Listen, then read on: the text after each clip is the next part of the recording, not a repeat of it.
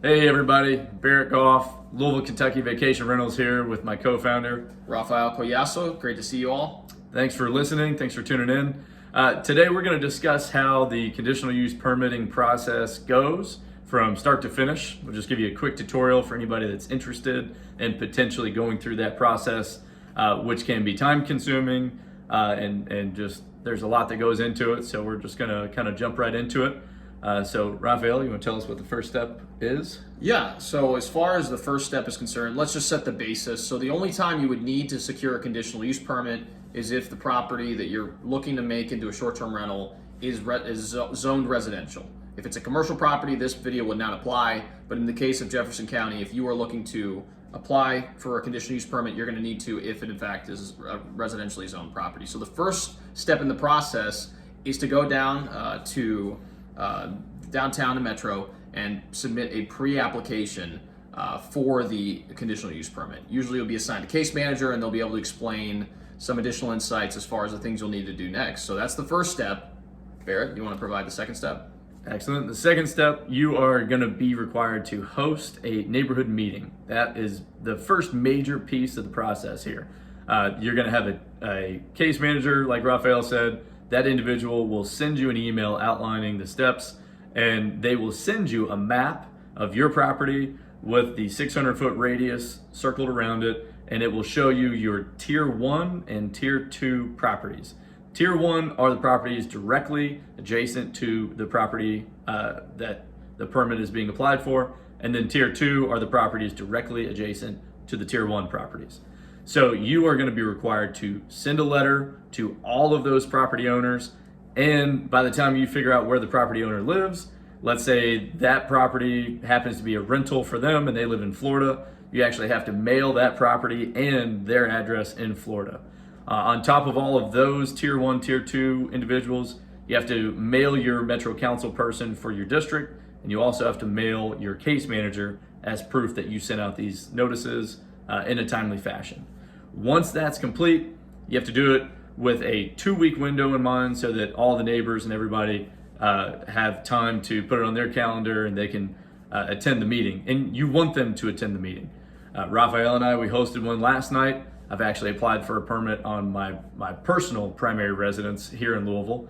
And we met with all of my neighbors, some of which were not fond of the idea. Others were more open to it, and some just kind of wanted to come out and hear what it was all about because they just weren't familiar with the term short-term rentals.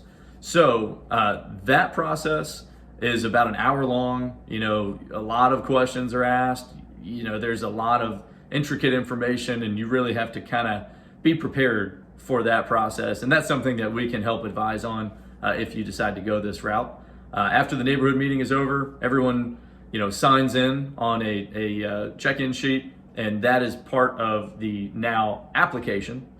You've moved out of the pre-application period. Now you put together that document along with several other items that your case manager has requested, and then you will put together a final application, which will be submitted to your case manager, and then they will move to reviewing it, and from there you'll get assigned a BOZA, Board of Zoning Adjustment case, and they do those hearings, I believe, maybe twice a month. I believe so. And so essentially you'll be put on the docket for one of those hearings, and the docket actually can take, the last item on the docket will be scheduled for 5 o'clock, and sometimes those will go well into the evening depending on all of the other items on the list for the day.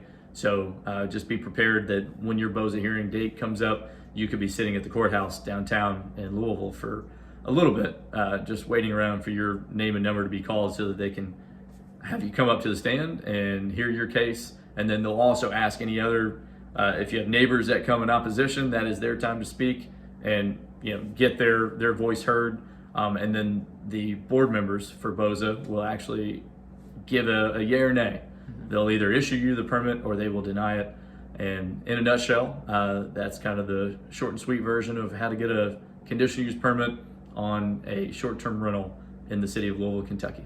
Yeah, no, that's great. And as you mentioned, with the distinction, when you're going through a rezoning process here in Jefferson County, you require Metro Council approval, but here with conditional use permits, BOZA, which is an appointed board, is the one who makes the final determination. So you'll know right away, which is nice, which is a good thing to know as well. So hopefully you guys gained some value from this video. If you guys like this channel, obviously continue to follow along. We always provide a lot of unique insights pertaining to the local market for short-term rentals. If you guys are actively looking for property management services pertaining to short-term rentals, obviously that's what we do on a day-to-day basis. We help clients in the marketplace maximize the value of their short-term rental by increasing revenue and hopefully also decreasing operating expenses, and really just creating that user experience that everyone looks for when they stay at a short-term rental. So if you guys are interested in that, feel free to contact us. We'll include our contact information in the comments below, and in the description below, and we look forward to seeing you guys next time.